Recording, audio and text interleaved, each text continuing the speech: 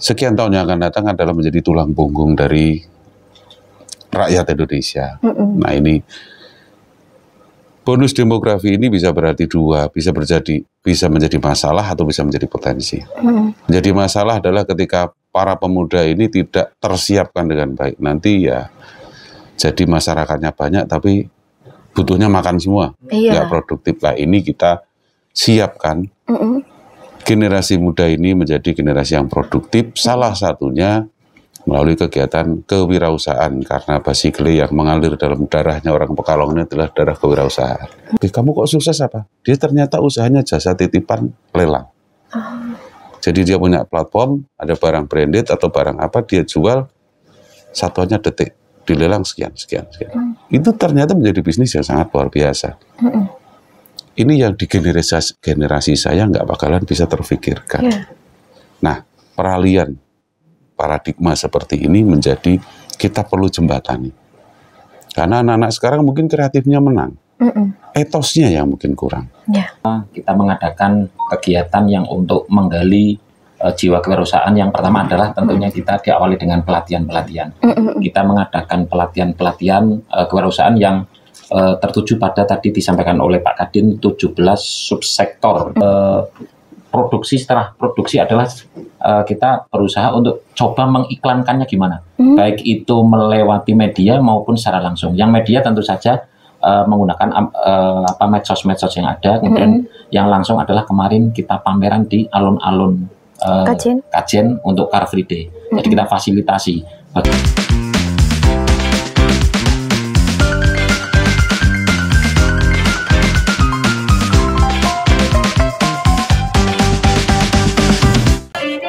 Halo, selamat siang Mitra RKS. Bagaimana kabarnya siang hari ini? Senang sekali saya Yudi Sarana masih jadi teman Anda yang sedang beraktivitas ataupun beristirahat di rumah. Ya, ada backsoundnya ternyata ya hari ini ya. Luar biasa. Sebagai penyemangat kita pastinya.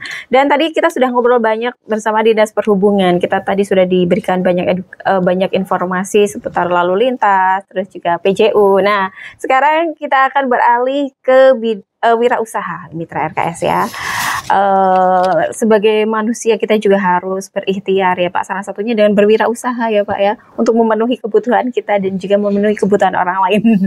Dan tema kita sangat menarik terkait wirausaha pastinya. Saya sudah hadirkan dua narasumber hebat langsung fresh from the oven dari Dinporapar Kabupaten Pekalongan ya.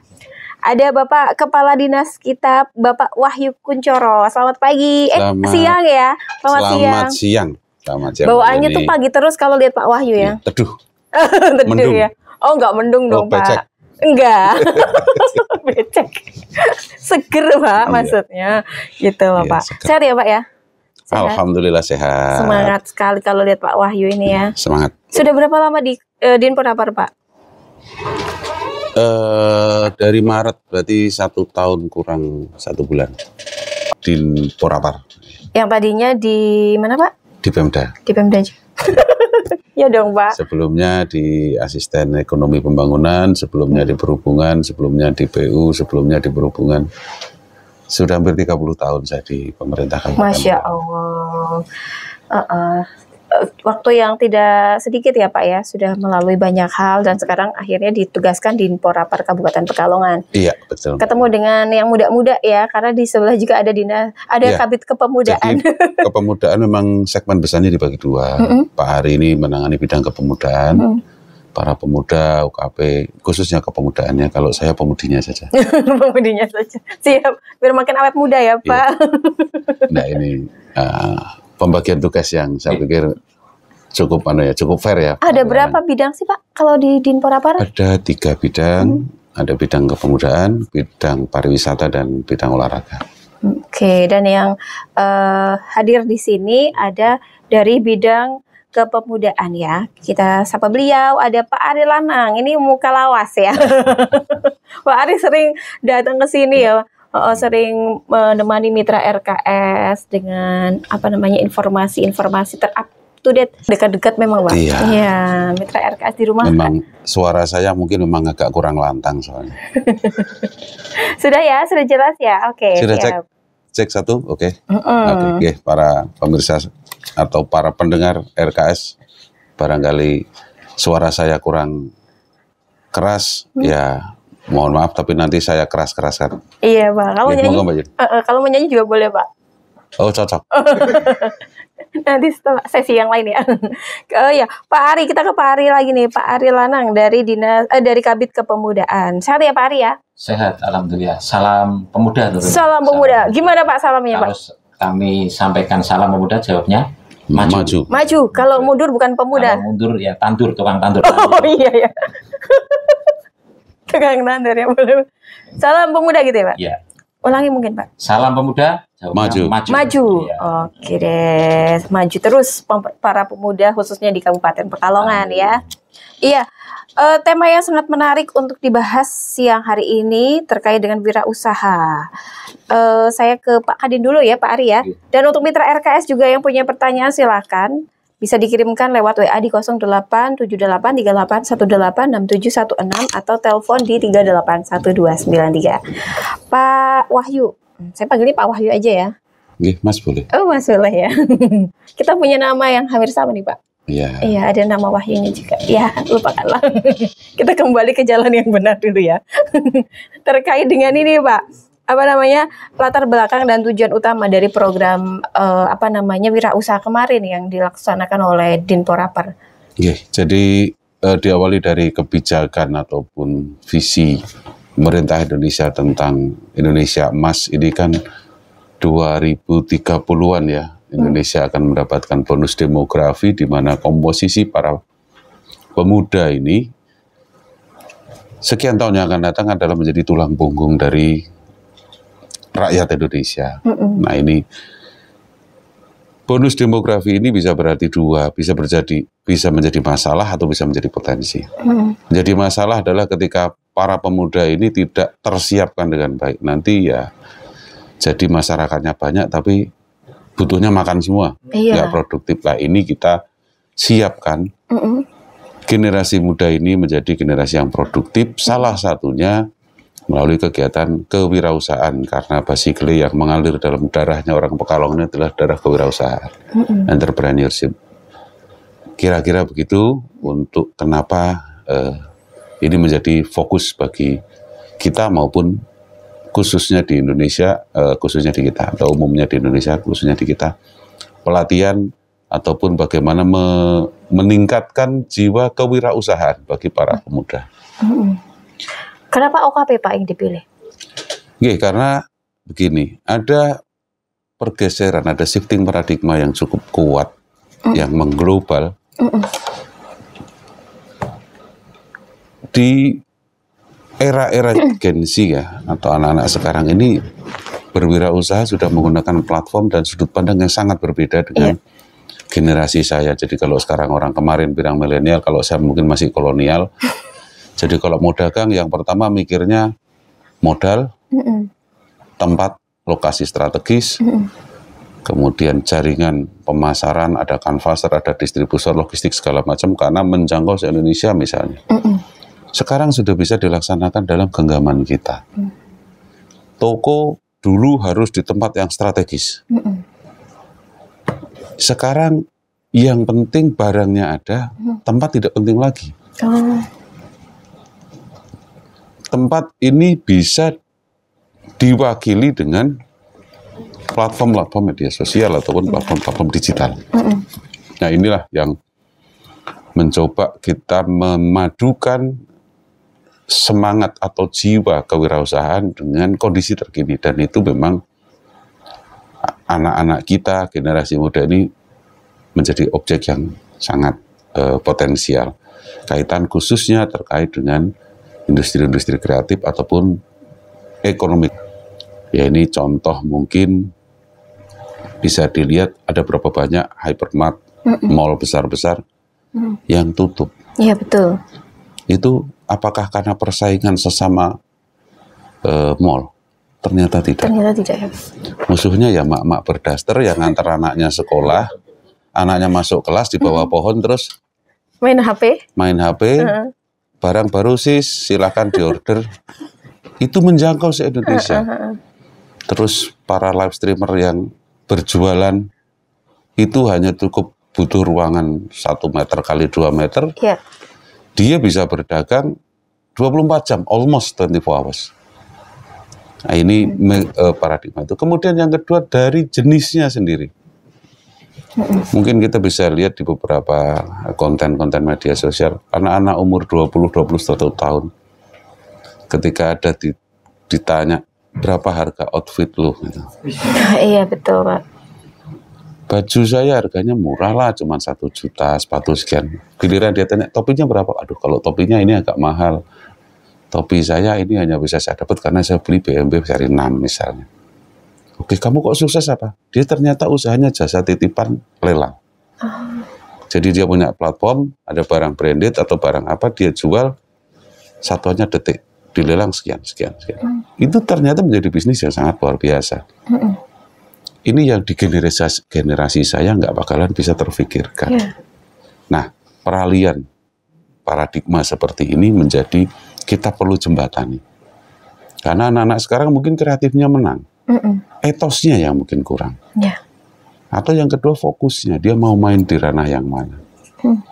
Nah ini merupakan hal yang mendorong kita untuk adik-adik bisa mendapatkan itu. Sehingga ilustrasi tadi kita sempat bicara di belakang layar tadi, di alun-alun anak-anak yang latihan kewirausahaan itu kita minta mereka praktek jualan beneran. Kalau gagasan, anak-anak sekarang sangat kreatif, tapi untuk memulai mungkin perlu kita dorong. Mungkin itu. Itu sudah dilaksanakan berarti ya Pak ya? Kita tahun kemarin sudah laksanakan. Berarti anak-anak para pemuda ini jualan di alun-alun ya Pak? Di alun-alun Kajen ya? Iya, jadi mungkin salah satu kelemahan anak-anak sekarang ini kan bagaimana direct communication ya, berkomunikasi langsungnya agak perlu diuji kembali, karena kalau yang melalui platform-platform media ataupun menggunakan mereka sudah canggih. Tapi ada fenomena yang mungkin unik. Mungkin kita bisa lihat sangat jarang sekarang anak-anak yang bertamu itu ngetok pintu terus bilang Assalamualaikum. Atau yang nanya ke warung, Pak rumahnya ini di mana? Hampir nggak ada. Anak-anak Gen Z sekarang kalau mau bertamu, pertama dia WA dulu, kamu di rumah nggak? Datang, alamatmu mana? Sherlock dong. Udah gitu dia WA, aku udah di depan rumah. Ini yang punya rumah, bapak ibunya aja nggak ngerti kalau ada temennya. Tahu-tahu anaknya keluar, masuk. Jadi sapaan, Assalamualaikum, Assalamualaikum, ini ada. Nah ini pergeseran ini juga perlu kita setting supaya dua-duanya balance. Itu tujuan kita melakukan pelatihan-pelatihan di OKP. Iya, dengan adanya perubahan era juga mempengaruhi kebiasaan ya Pak ya. Iya. Tadi disampaikan oleh Pak Wahyu, etos yang kurang atau mungkin juga fokus yang kurang. Nah, sektor usaha apa Pak yang menjadi fokus dalam kegiatan tersebut? Ya sebetulnya ada 17 ya. Ada 17 subsektor di dalam ekonomi kreatif yang bisa sangat dieksplor ya. Ada retail kaitan dengan pakaian ya, industri fashion, kuliner, kemudian ada sinematografi, ada hotel, ada 17. Ada 17 dan itu sebenarnya sangat bisa dieksplor. Makanya ada beberapa kali pelatihan kita minta adik-adik misalkan untuk jualan foto. Jualan foto Pak? Ya, ternyata laku. Foto yang bagus, misalnya foto sate, foto megono, foto pindang tetel gitu ya. Yang eye-catching gitu lah. Itu nanti ketika diunggah di platform ada yang mengunduh itu berbayar. Meskipun tidak mahal, tetapi berapa kali orang akan mengunduh. Nah ini misalkan bahwa itu bisa menjadi lahan usaha. Yang punya gadget yang cukup lumayan itu bisa jadi duit. Jadi bukan menjadi orang yang konsumtif, tapi mencoba kita produktif dengan apa yang kita miliki. Gagasan-gagasannya sangat banyak dan anak-anak kita ternyata sangat kreatif. Olahan-olahan kuliner sekarang, itu kemarin jualan apa Pak Ari? Yang jualan ini Pak, tau-tau tapi model instan. Yang tau-tau instan, terus kemudian yang di alun-alun kemarin yang makanan kekinian itu. usus non kolesterol dari pepaya. Wah, dari pepaya, Pak? Iya. Rasanya juga mirip seperti usus. Usus ya. Wah. Iya. Harusnya dibawa ke sini, Pak. Nah ini anaknya sedang riset lagi supaya nanti jangan sampai jadi usus buntu. Oh iya betul ya, bahaya itu Pak ya. Nanti ikutnya ke rumah sakit ya, bukan ke Dinpora Pak. Gitu ya Pak Wahyu ya. Oke, saya ke Pak Ari Lanang nih. Pak Ari, tadi sudah disampaikan Pak Wahyu banyak. Terus mekanismenya seperti apa Pak Ari untuk para pemuda ini bisa mengikuti program tersebut? Terima kasih mitra RKS, para pemuda di Pekalongan dan sekitarnya. Memang karena tadi sudah disampaikan oleh Pak Kadin, Pak Wahyu, jadi mekanisme untuk bagaimana kita mencetak wirausaha melalui dua pintu ya. Kenapa kita kok katakan dua pintu adalah pintu yang memang bagi teman-teman yang tidak berorganisasi dan pintu yang bagi teman-teman yang berorganisasi. Kalau yang untuk yang berorganisasi kita lewatkan OKP. Makanya kenapa sih kita mengajak OKP? Karena OKP ini adalah kami pikir sudah wadahnya pembinaan pemuda pada tahap kepeloporan. Jadi mereka diharapkan memberikan kepeloporan terhadap pemuda-pemuda lain yang tidak masuk dalam anggota OKP. Makanya kita sasar dulu nih. Kita sasar dulu teman-teman aktivis OKP, bagaimana OKP itu juga turut peran serta dalam menciptakan karakter pemuda di Kabupaten Pekalongan untuk mempunyai entrepreneurship, jiwa kewirausahaan. Jadi awalnya itu dulu. Jadi memang mungkin istilahnya gini. Jadi kalau sekarang ini kita nyari yang terpilih ini jadi influencer-influencer ya. Nah, dia bisa pemantik ya Pak. Dia bisa nyontohin yang lain. Karena kalau cuma ngasih tahu sekarang nggak jalan ya. Hanya dikasih tahu nggak. Tapi kalau udah dicontohin, wah si aduh sekarang mobilnya ganti atau si ini sekarang punya rumah. Nah ini akan lebih efektif menurut kami. Dan selain itu juga karena OKP ini mitra kita, bagaimana kita meyakinkan OKP itu juga mandiri secara organisasi. Ya, jadi dari mitra RKS ini juga tahu beberapa ini memang tolak ukur organisasi pemuda yang maju pasti dia mempunyai unit usahanya kan kayak gitu. Ada kemandirian organisasi kayak gitu. Jadi makanya kita arahnya ke situ. Di samping memang kita menyasar tidak meninggalkan pemuda-pemuda yang tidak berorganisasi. Nah, itu kita sasar melalui pintu kedua. Jadi dua pintu kita gunakan seluruhnya sehingga pemuda yang ada di Kabupaten Pekalongan bisa kita garap semua. Prinsip kayak gitu. Kenapa harus ada yang lewat OKP, ada yang langsung ke pemuda. Jadi tersasar semuanya.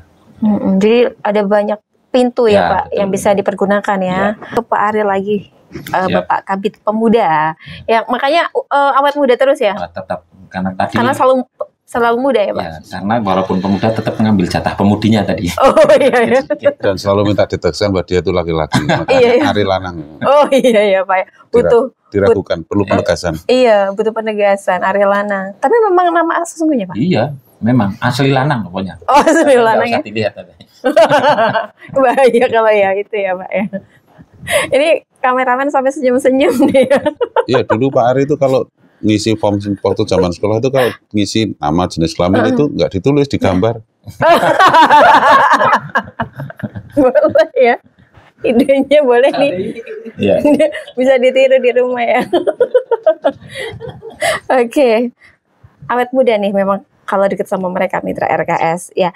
Dan terkait dengan ini Pak Ari, apa namanya bentuk pelatihan dan juga pendampingan yang diberikan kepada peserta dari Dinpora Par seperti apa Pak Ari? Terima kasih mitra RKS, para pemuda Kabupaten Pekalongan. Memang beberapa kita mengadakan kegiatan yang untuk menggali jiwa kewirausahaan. Yang pertama adalah tentunya kita diawali dengan pelatihan-pelatihan. Kita mengadakan pelatihan-pelatihan kewirausahaan yang tertuju pada tadi disampaikan oleh Pak Kadin 17 subsektor dari ekonomi kreatif ya. Jadi karena memang ada 17 kita yang bahasanya sekarang up to date. Up to date misalnya kayak digital marketing, terus desain komunikasi visual, pertunjukan, aplikasi, desain interior. Jadi kita memang yang agak baru. Gitu. Jadi awal pelatihan. Yang kedua adalah tetap ada pendampingan. Jadi kita dampingi bagaimana proses produksinya. Kemarin kita memang bekerja sama dengan HIPMI, Himpunan Pengusaha Muda, dan juga sama Kadin. Jadi Kamar Dagang. Kemarin bukan Pak Kadin ya? Bukan, Kamar Dagang Indonesia itu Pak. Teman kita Mas Ruri itu karena juga dia pernah menjadi pemuda pelopor tingkat kabupaten bahkan provinsi, sehingga kita jadikan mentor untuk untuk mendampingi kita ya. Jadi untuk mendampingi pendampingan. Setelah itu setelah produksi adalah kita berusaha untuk coba mengiklankannya gimana. Baik itu melewati media maupun secara langsung. Yang media tentu saja menggunakan medsos-medsos yang ada. Kemudian yang langsung adalah kemarin kita pameran di alun-alun Kajen untuk Car Free Day. Jadi kita fasilitasi bagaimana sih tanggapan masyarakat terhadap produk-produk yang kita tawarkan. Gitu. Jadi memang itu. Jadi setelah itu pun kita yakinkan teman-teman ini bisa membuka unit usaha. Sudah ada beberapa yang memang membuka unit usaha, salah satunya ada di Kesesi itu ya. Jadi ada semacam martabak, bisa kayak gitu. Jadi kita dampingi terus ya. Jadi mudah-mudahan ini menjadi virus influencer bagi teman-teman yang lain. Virus yang baik pastinya Pak ya. Ya. Berarti sudah dilakukan di alun-alun Kajen juga ya Pak. Kemudian respon masyarakat sekitar seperti apa Pak?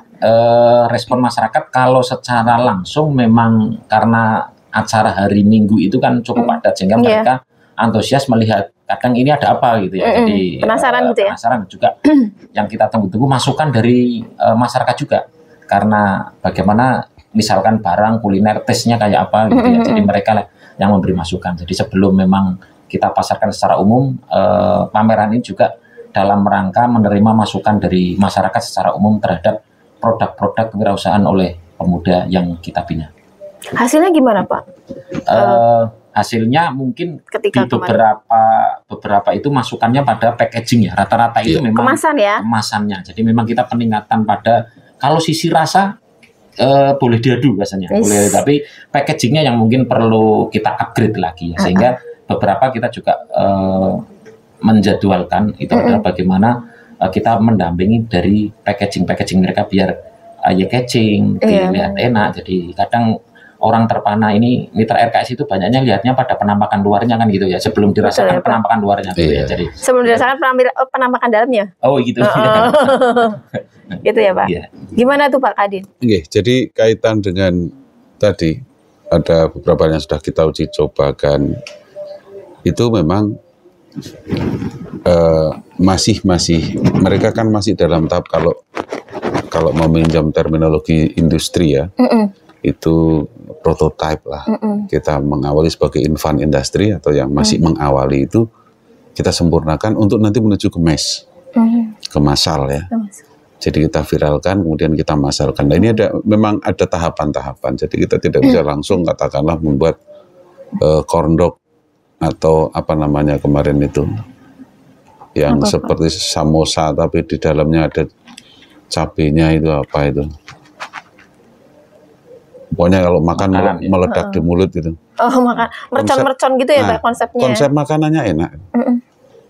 Tapi untuk membuat itu menjadi viral, menjadi apa kan memang ada tahapan-tahapan ya. Nah, tahapan-tahapan inilah yang sedang kita coba untuk formulasikan sehingga nantinya menjadi bisa diterima masyarakat dan konsep nantinya bukan lagi kita bicara pada mengembangkan jumlah orangnya, tetapi kita sudah bicara franchising. Kayaknya bisnis sekarang seperti itu. Makanya kalau suka nonton drakor-drakor itu, saya tertarik dengan budaya anak-anak muda di Korea. Mereka masih muda menjadi entrepreneur sejati, mereka menjadi pebisnis yang handal. Ya gitu, ketika usahanya mencapai tahapan tertentu, dia jadikan go public, dia sahamkan, dia jual, dia bikin usaha lagi, basis ekonomi kreatif. Jadi istilahnya anak-anak sekarang itu kamu kerja, saya libur. Kamu libur, saya liburan. Tapi tetap sama-sama bisa mandiri secara pendapatan. Ada pendapatan, ada passive income berdasarkan dari sharing profit, baik bentuk saham atau mendapatkan paten hak atas kekayaan intelektualnya. Nah, hal-hal ini yang kita sasar ke depan. Kalau kita hanya katakanlah buat gorengan yang rasanya kekinian, sehari dapat 1000 produk yang dijual, sudah seneng. Menurut saya itu zaman kolonial sudah. Kalau sekarang mungkin nggak bicara gitu. Saya franchising sudah Indonesia, sudah sampai ke Asia, bahkan mungkin rondo saya sudah sampai ke Kanada misalnya begitu. Karena di setiap tempat pasti ada orang Indonesianya kan gitu. Nah ini kalau kita bisa buat seperti yang dijual apa? Mungkin hanya hak kekayaan intelektual ataupun patennya saja, resepnya. Ya kalau kita contoh lah misalnya, ini menyebut beberapa merek ya, saya pikir tidak masalah. Coca-Cola itu menjadi raksasa bisnis dari mana sih? Yang terbesar apa? Air. Mereka nggak pernah jualan airnya. Mereka formulasinya, ramuannya diekspor ke negara manapun, komponen terbesarnya air ya ngambil sendiri karena pada dasarnya air itu ya hampir gratis. Nah ini yang anak-anak kita harapkan nanti larinya ke sana. Dia tidak hanya sekedar saya orang Kajen, saya orang Kabupaten Pekalongan, saya orang Indonesia, saya warga. Kan sudah disampaikan ada pendampingan juga yang dilakukan bekerja sama dengan HIPMI juga, terus Kamar Dagang. Ya. Apakah hanya pendampingan saja Pak? Sementara untuk permodalan seperti apa? Terima kasih. Kemarin selain katakanlah kita latih, kita juga lombakan ya. Nah dari beberapa lomba ini terdapat sekitar 30 jenis usaha yang akhirnya kita ide dan memang itu idenya sudah dilaksanakan. Jadi bukan hanya sembarang ide tapi sudah startup, sudah dilaksanakan. Itu kita kasih oleh pemerintah Kabupaten Pekalongan sebagai bentuk modalnya. Jadi kalau kata halusnya kan mungkin hadiah, tapi kata kasarnya sebenarnya untuk modal. Ya. Untuk jadi modal. juara 1 kita kasih 8 juta, gitu. Ini sebagai modal bentuk katakanlah komitmen kita bahwasanya selain pendampingan kita kasih modal untuk membuka usaha. Dan ini alhamdulillah sudah bisa dibuka bagi pecinta takoyaki, mungkin ada takoyaki instan dan apa di Kesesi ini ada itu juara ide bisnis tahun kemarin ini ya, ada di Kesesi lah. Selain itu memang dari tahapan pelatihan kemudian pendampingan ada memang kita channelingkan ke beberapa perbankan ya. Artinya apapun yang terjadi agar mereka tidak a priori terhadap perbankan, bagaimana menggali modal, bertanggung jawab untuk menambah aset dan usahanya sehingga itu akan menambah keuntungannya. Jadi tetap kita kawal juga sampai di situ. Itu berarti kan ada peringkat 1, 2 dan seterusnya ya Pak ya? Yeah. Kan tidak mudah pastinya ya Pak ya, memiliki kelebihan masing-masing lah ya, ya Pak ya. Untuk kriteria penilaian ini seperti apa Pak? Terima kasih. Yang pertama memang kita bagi sebenarnya 2 ini, 2 kategori. Yang pertama adalah kategori pelajar dan yang kedua kategori pemuda umum. Kalau yang pelajar itu berarti mahasiswa sama siswa SMA itu pada kategori pelajar. Yang umum adalah pemuda yang bukan pelajar mahasiswa. Ya. Kita bagi 2 lah. Kategori yang pertama tentunya adalah usahanya ini berapa modalnya, berapa pendapatannya, pangsarnya kayak apa, terus ketika batinya untungnya itu berapa. Jadi kita perhitungkan. Tetapi itu sekali lagi mengalami proses dari awal, tetap kita ikutkan dalam bahasanya adalah sekolah wirausaha terlebih dahulu. Jadi mereka usaha tetapi tetap kita dampingi di sekolah. Ada pendampingan, setelah itu memperbaiki di produksinya kita perbaiki, packagingnya kita perbaiki sampai akhirnya mereka prosesnya kayak apa ya. Kemarin yang juara pelajar dari SMA, salah satu SMA itu diantaranya adalah yang tadi saya katakan itu dia membuat abon megono. Ya, abon megono. Cecek berarti ya Pak? Cecek itu berbahan cecek, tetapi rasanya kayak daging. Ya, sehingga megono yang bisa dibawa kemanapun itu tahan sampai 30 harian. Sebulan. Ya, itu abon megono. Sehingga kalau kita mungkin di tempat-tempat lain itu rasanya daging. Takut, ini adalah abonnya abon megono. Bisa dicoba nanti kalau mitra RKS pengen pesan mirip rasa daging. Ya, mirip rasa daging. Sudah nyobain ya Pak? Daging cecek. Tapi kayak daging beneran. Ada campur juga dengan kluweh ya. Iya. Kluweh itu, oh iya sama juga hampir kayak nangka gitu ya Pak ya. Iya, itu kan seratnya ya agak mirip lah, tinggal tekstur dengan pencampuran bumbu dan beberapa ini menarik rasanya. Menarik ya. Oke. Kemudian untuk penjurinya, tim juri sendiri Pak dari mana Pak? Apa melibatkan pihak luar juga atau memang murni dari tim Dinporapar? Nah, ini Pak Ari yang kemarin mengawal langsung. Kemarin memang yang pertama adalah dari para praktisi ya, dari praktisi dunia kampus dan juga tadi dari Kadin dan HIPMI. Kita ajak, artinya karena kita bukan hanya lomba produksi makan misalnya, itu tidak, tetapi bagaimana juga promosinya, promosinya, penjualannya, sampai arah itu. Memang prosesnya ini cukup panjang sampai 2 bulanan, di mana kita setiap langkah itu dikasih masukan. Misalnya awalnya Abon Megono ini rasanya kayak apa? Harus kita kasih masukan. Nanti 1 minggu lagi sudah kayak apa? Jadi itu akhirnya sampai akhir lah. Kadin sama HIPMI alhamdulillah saling menyengkuyung program merespon dengan baik. Ya. Jadi juri-jurinya dari mereka. Jadi mungkin sedikit gini, tahapan pertama itu memasukkan makalah lah ya, memasukkan proposal. Gagasannya seperti apa? Terus kemudian itu dinilai dari alur penulisan ataupun alur penyampaian gagasan itu memungkinkan atau tidak. Terus kemudian setelah itu baru ada penilaian terhadap proposal itu sendiri, terus kemudian baru objek yang akan dikerjakan, dan setelah itu dibuat ini ada pendampingannya bagaimana memasarkan. Makanya kok ditaruh di tempat Car Free Day. Kalau hanya sekedar membuat, ya mungkin banyak koki, banyak ini yang bisa membuat gagasan masyarakat, tapi untuk bisa memasarkan, memviralkan, ini yang betul-betul. Nah, ini kami berharap kita dampingi terus sampai pada tahapan akhir, di mana salah satu memang harus kamu menjual, caramu menjual bagaimana, berapa barangmu bisa habis enggak dalam waktu sekian jam. Ini kita mencoba melatih bagaimana mereka bisa membangun jaringan pemasaran ataupun membangun pasar sendiri. Kalau menurut Pak Kadin, apakah program ini cukup membantu pengembangan kewirausahaan di kalangan pemuda, Pak? Oke, sebagai sebuah inisiasi dari pemerintah, kami optimis ini bisa membantu dan memberikan ide-ide kepada pihak-pihak yang lain juga. Ada semacam laboratorium entrepreneurship atau kewirausahaan yang tahapannya tidak hanya sekedar melatih secara teoretik 1 hari 2 hari selesai, tetapi kita berproses dengan adik-adik, dengan anak-anak kita, sampai pada tahapan nanti Kabupaten Pekalongan ini punya beberapa bisnismen. Kita tidak lagi bicara pedagang ya, kita sudah bicara pengusaha yang memang kompeten, yang memiliki pemahaman, memiliki visi yang jelas, dan terutama tadi ide-idenya. Karena kami merasa kalau ya kita kan seksi ya, seket siji lah, seket muncul gitu. Itu dikasih gagasan kayak apa, sudah oversek tadi. Overseket ya maksudnya. Itu kita nggak mungkin lah, kita harus surut lah. Ini saatnya para generasi muda yang menuju ke puncak ini yang mengambil alih estafet itu. Jadi kalau kami optimis ini memiliki nilai, meskipun mungkin fungsi pemerintah ini adalah sebagai triggering saja, pemicu saja. Pemicu ya.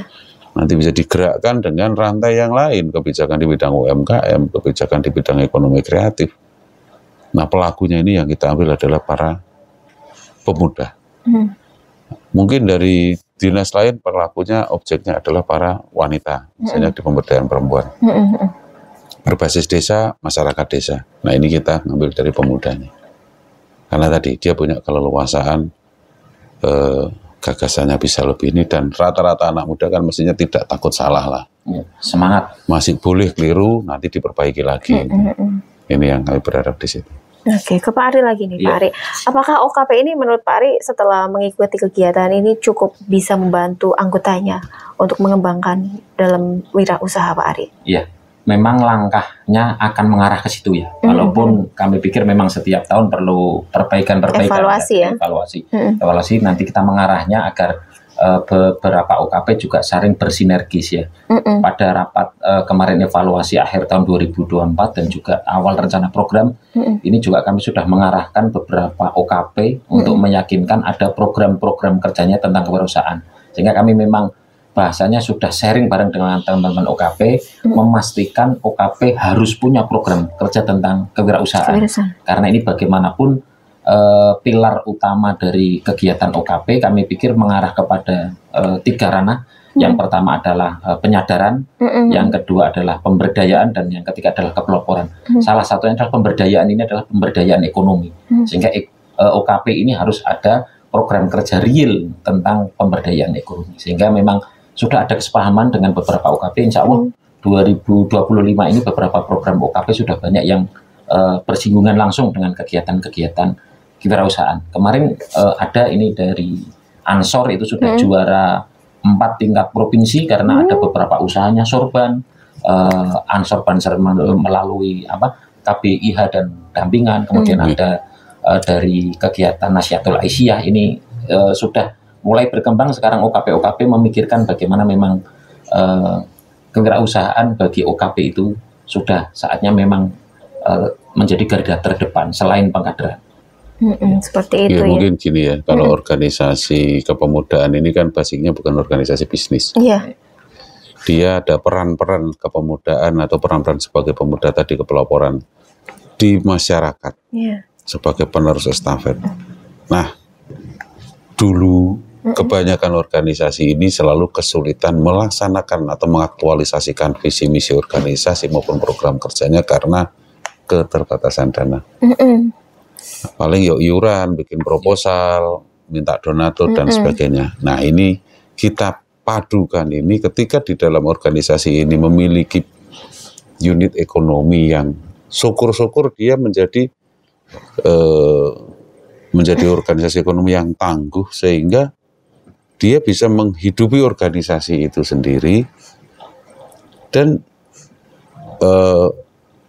menginfluence anak-anak yang dalam organisasi itu untuk dia tetap aktif sebagai pemuda, dia sebagai organisasi masyarakat, sebagai organisasi yang di lingkungan, tetapi kalau dibutuhkannya dari sisi keuangan, dia juga mampu. Iya. Kalau kata Pak Ari itu dulu ada ini, bahwa Kanjeng Nabi itu menyukai umatnya yang kuat dan kaya. Ya, beriman jelas lah. Iya. Nah itu yang diharapkan pemuda-pemuda gitu seperti itu. Kemudian Pak Kadin, dukungan yang dilakukan pemerintah daerah untuk mereka seperti apa, Pak?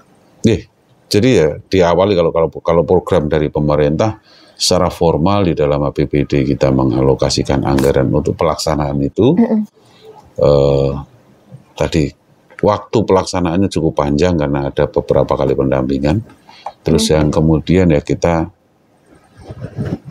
menyapa mereka. Jadi kalau yang kemarin itu tidak kita berhenti di sini, kita tetap ada monitoring, kita cek lagi bagaimana anak-anak ini, karena kan mana tahu juga ketika tadinya sudah sukses tapi kemudian tiba-tiba dia kuliah, kemudian sudah tidak sempat lagi. Nah, ini apakah bisa diwariskan semangat maupun apa yang sudah dijalankan ini bisa menjadi lebih baik. Nah, mekanisme-mekanisme yang selalu kita kembangkan. Sekali lagi bahwa fungsi pemerintah ini lebih kepada mengkatalis, mempercepat sebuah proses, kemudian memotivasi. Pemerintah di sini tidak lagi menjadi pemodalnya atau menjadi yang memberikan anggaran untuk menggerakkan, tidak. Tetapi bagaimana menciptakan peluang-peluang itu.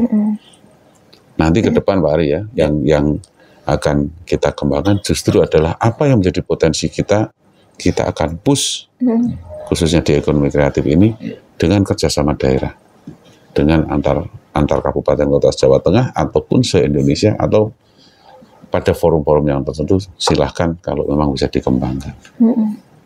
Ini yang dilakukan oleh pemerintah atau peran dari pemerintah terhadap hal-hal itu, karena pada prinsipnya ini adalah satu aspek kewirausahaan, satu aspek.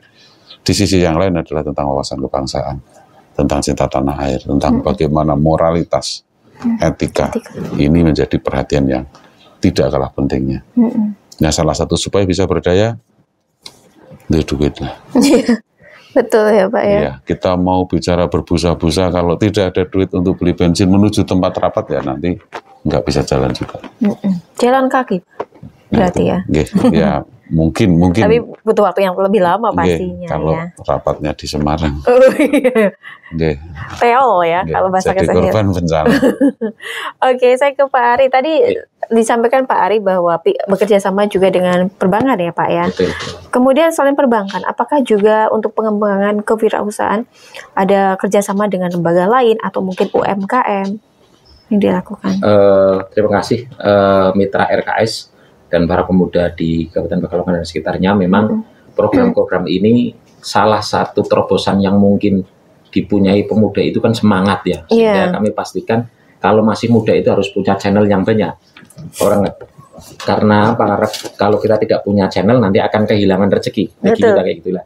Jadi bagi seorang pemuda kalau tidak punya channel itu akan mengurangi rezeki, sehingga kami pastikan memang teman-teman di OKP maupun pemuda-pemuda yang lain melalui kehadiran kami ini kita senantiasa untuk menchanelingkan dengan beberapa pihak yang ada ya. Apalagi sekali lagi kemarin HIPMI dan Kadin itu mengawal kita sehingga Kadin juga ini kan tahu mana orang-orang sukses, cerita-cerita orang sukses, karena bagaimanapun kata pepatah kita belajar dari orang sukses itu kan perlu. Nah sehingga bagi teman-teman pemuda yang lain memang kita kawal untuk kita soundingkan dengan teman-teman para pengusaha yang sudah sukses agar mengetahui jejak langkahnya minimal itu, sehingga terkaitan dengan channeling selain perbankan, UKM, UMKM, terus personal terus kita kawal karena ini merupakan hal yang penting menurut kami. Dan beberapa memang menurut hemat kami yang narasumber layak untuk dijadikan ngangsu kawruh bahasanya, walaupun tidak formal kita sondingan, kita datangi agar mereka ngangsu kawruh sama teman-teman yang sudah sukses. Iya. Semoga suksesnya juga nular ya Pak. Gitu. Karena kalau kita dekat dengan penjual parfum nanti juga kita akan ikut wangi ya Pak ya. Seperti itu. Saya ke Pak Kadin lagi Pak. Tantangan sejauh ini yang dihadapi apa Pak? Dan kemudian strategi yang dilakukan untuk mengatasi tantangan tersebut gimana Pak? Oke, ya yang pertama kalau kita bicara tantangan adalah demografi dan geografis ya. Kenapa Pak? Kalau kita mau mengumpulkan itu kita mau membina karena kita terbentang 850 lebih kilometer persegi wilayah kita. Ini memang agak effortnya agak beda dengan di perkotaannya. Kalau Kota Pekalongan itu kan kita mau keliling kota itu 1 hari Pak. Sampai lah. Nah, ini memang butuh waktu. Kedua, dengan disparitas ataupun dengan keberagaman kultur, keberagaman kondisi ini menyebabkan cara pandang kita harus jeli untuk mendapatkan anak-anak yang paham akan keunggulan komparatif ataupun keunggulan kompetitif. Komparatif dan competitive advantage ini di masing-masing wilayahnya. Kita tidak bicara global dulu, tetapi apa sih unggulnya? Kalau anak-anak Petung disuruh bikin pindang, mungkin untuk nyari ikannya agak susah. Tapi anak-anak Wonokerto kalau suruh miara sapi mungkin juga nyari rumputnya susah. Ini contoh saja seperti itu. Kalau kita sama-sama bicara kaitan dengan pemuda.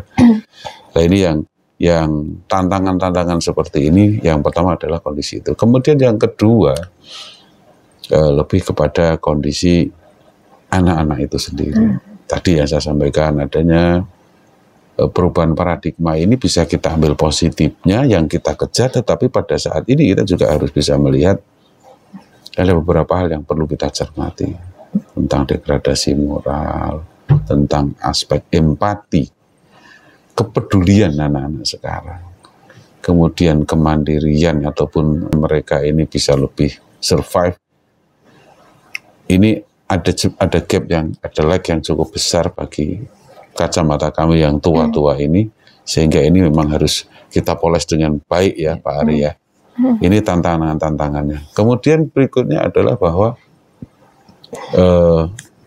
gagasan-gagasan di satu sisi mungkin di daerah-daerah lain sudah melompat, di kita ada beberapa perangkat bantu yang informasi ini belum bisa berjalan selancar teman-teman yang lain.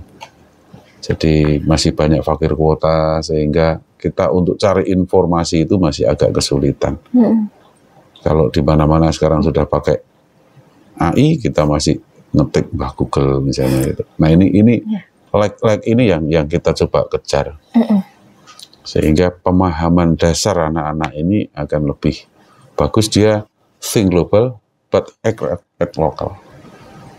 Dia berpikirnya global tetapi berlaku dia tetap menjaga kearifan lokal. Ini yang kita jagain dengan baik supaya tidak menjadi anak-anak yang kehilangan identitas. Betul. Kembalinya sekali lagi pada para pemuda kita yang merupakan penerima estafet.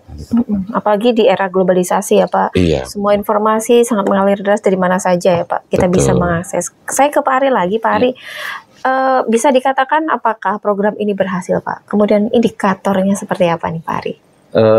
Kalau program ini berhasil atau tidak, kami sampaikan program ini tidak instan ya. Artinya tolak ukurnya mungkin tidak hanya sekarang. Kalau tolak ukur sekarang mungkin secara kuantitatif ya. Jumlah berapa sih pemuda yang sudah terupgrade, tetapi ini adalah suatu proses yang tidak hanya dinilai pada tahun ini ya. Mungkin dari tahun 2003 kita telah bagaimana konten kreator di Paninggaran saat itu ya, kita kawal konten kreator. 2024 kita kembali ide bisnisnya yang lain. Jadi setiap tahun itu adalah minimal kita ada peningkatan yang cukup drastis ya, drastis. Ditambah memang sekali lagi keberhasilan kewirausahaan ini juga dipengaruhi oleh ekonomi secara global. Ya, jadi kita tahu kondisi saat ini, sehingga inilah yang saya katakan tidak mengatakan kelesuan ekonomi, tapi dapat kita rasakan. Sehingga ini biasanya membuat effort kita bagi pemuda itu cukup besar. Ya. Sehingga artinya lah ini, tapi kami meyakini dengan program-program yang kita sajikan, yang kita tampilkan, kita berikan, ini merupakan terobosan yang nampaknya menjadi harapan kita bagi dunia pemuda, tentunya bagi beberapa OKP, agar meminimalisir masalah dari bonus demografi. Minimal itu, Mbak. Jadi artinya jangan sampai kita mentelantarkan teman-teman kita pemuda, ini adalah bonus demografinya menjadi masalah yang besar. Tapi bagaimana kita mengeliminir agar kita memberikan terobosan-terobosan. Minimal itu, sehingga kalau dikatakan berhasil dan tidak, kalau versi saya berhasil kayak gitu ya. Tapi versi masyarakat ya biarlah nanti kita berproses gitu. Saya ke Pak Kadin. Iya. Ya, jadi kalau berhasil atau tidak ada beberapa ya, karena kalau kita dari aspek pemerintah ya Pak ya, itu kan ada tingkatan keberhasilan itu ketika input outputnya tercapai, itu sudah dikatakan berhasil dari serapan anggaran. Tetapi kita bicara juga outcome-nya bagaimana, kita bicara benefitnya bagaimana, kita bicara impact-nya bagaimana. Jadi kalau dikatakan berhasil atau tidak, ya ini sesuatu hal yang tidak mudah untuk kami jawab. Tapi paling tidak kami berharap 5 tahun ke depan akan muncul para pewirausaha yang handal dari Kabupaten Pekalongan, yang bisa jadi tidak dari kami, tetapi karena suasananya ini apa istilahnya, mekanisme bola salju ya, sesuatu yang kecil dibesarkan, nanti lama-lama dia akan menginfluence masyarakat sehingga dia bisa bahwa anak-anak sekarang malu kalau nggak punya bisnis misalnya gitu, muncul semangat itu. Iya ya, jiwa entrepreneurnya sudah terbentuk ya Pak. Iya. Kemudian Pak Kadin, apakah ada rencana ke depan menjadikan program ini menjadi program berkelanjutan Pak? Kami sangat berharap itu dapat dilaksanakan. Program ya, kita bicara program ya. Dari bagaimana kita tadi goalnya adalah bagaimana pemuda ini kita siapkan perangkat yang kita mampu dengan pendanaan, dengan program kegiatan maupun dengan memberikan peluang. Nah ini kami berharap nantinya ke depan bisa jadi kegiatannya berubah-ubah sesuai dengan kondisionalnya, kondisi dari tahun ke tahun atau tantangan yang ada. Tetapi paling tidak tadi bonus demografi sekali lagi, bahwa nanti banyak generasi muda yang pada saatnya menjadi tulang punggung sebuah negara di kita 2035 kalau nggak salah ya. Itu mereka adalah orang yang produktif, yang kuat, yang bisa menjadi penggerak Indonesia ini, bisa disegani. Indonesia ini bisa menjadi negara yang kokoh, yang maju gitu. Bukan yang tingkat penganggurannya terbuka tinggi, terus kemudian tingkat akhirnya kriminalitasnya tinggi, pendidikannya rendah, moralnya jelek. Bukan yang itu yang kita harapkan. Nah kita berharap, nah melangkah ke sana salah satu kita bicara entrepreneur, kewirausahaan. Nanti ke depan mungkin akan ada beberapa terobosan lagi atau beberapa hal-hal yang merupakan isu-isu yang sangat penting ditanggapi akan kita munculkan. Fokusnya tadi kepada generasi muda. Kewirausahaan, ya. Tapi itu bukan satu-satunya. Pelatihan-pelatihan kemarin, ada digital marketing, ada kemudian konten kreator, ada banyak hal. Ini menjadikan mereka memiliki paling tidak ada skill lah, ada soft skillnya, ada hard skillnya. Ini mereka memiliki kesiapan untuk ke sana. Iya, karena hidup itu dinamis ya Pak ya. Hari ini mungkin yang sedang diminati masyarakat foto-foto, ke depan tidak tahu lagi ya. Ke Pak Ari lagi Pak, bagaimana memastikan para perintis wirausaha ini Pak untuk keberlanjutan usahanya dari Dinporapar sendiri? Terima kasih.